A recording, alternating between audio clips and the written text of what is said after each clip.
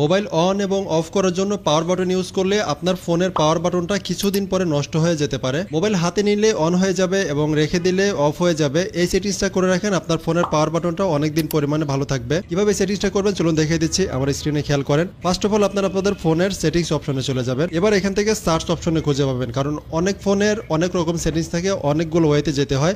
Search option হচ্ছে সব থেকে বেটার। আপনারা সার্চে আসবেন, আসার পরে এখানে লিখবেন হচ্ছে রেইজ টু ওয়েক। রেইজ টু ওয়েক লিখে সার্চ দিলে আপনাদের সামনে যে রেইজ টু ওয়েক এই সেটিংসটা আসবে। জাস্ট এটার উপর একটা ট্যাপ করবেন। এবার এখানে দেখেন এটা কিন্তু বলে দিচ্ছে raise your phone two quickly turn on the screen when it is of. এবার আপনি এখান থেকে জাস্ট এটাকে অন করে দিবেন। এবার আপনি আপনার ফোনটা যখনই হাতে নেবেন ফোনের ডিসপ্লেটা অটোমেটিক অন হয়ে যাবে, আবার যখন রেখে দিবেন ফোনের ডিসপ্লেটা অটোমেটিক অফ হয়ে যাবে। এতে করে আপনার ফোনের পাওয়ার বাটন বারবার চাপতে হবে না। আরেকটা সেটিংস আছে যেটা ডাবল ট্যাপ করলে ডিসপ্লে অন হয়ে যাবে, আবার ডাবল ট্যাপ করলে ডিসপ্লেটা অফ হয়ে যাবে।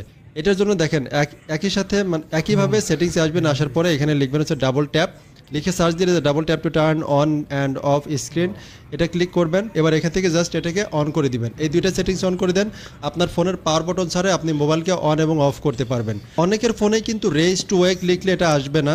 এই দেখেন আমার ফোনে রেইজ টু ওয়েক লেখার সাথে সাথে এই সেটিংসটা আসতেছে, আপনাদের ফোনে নাও আসতে পারে। আপনাদের কি করতে হবে, আপনারা শুধু ওয়েক লিখে ট্রাই করবেন, WAKE, শুধু ওয়েক লিখে সার্চ দিলে দেখেন রেইজ টু ওয়েক চলে আসতেছে। সব থেকে বেটার হচ্ছে WAKE লিখে সার্চ দিলে আপনাদের সামনে লিভ টু ওয়েক বা রেইজ টু ওয়েক যেটাই হোক ওইটা চলে আসবে। তো এইভাবে আপনাদের ফোনের পাওয়ার বাটনটা ভালো রাখতে পারেন। আশা করি ভিডিওটা ভালো লাগছে। ভিডিও ভালো লাগলে অবশ্যই লাইক করবেন, শেয়ার করবেন, পেজটা ফলো দেবেন এরকম আরও হেল্পফুল ভিডিও পাওয়ার জন্য। ভালো থাকবেন সবাই, আসসালামু আলাইকুম।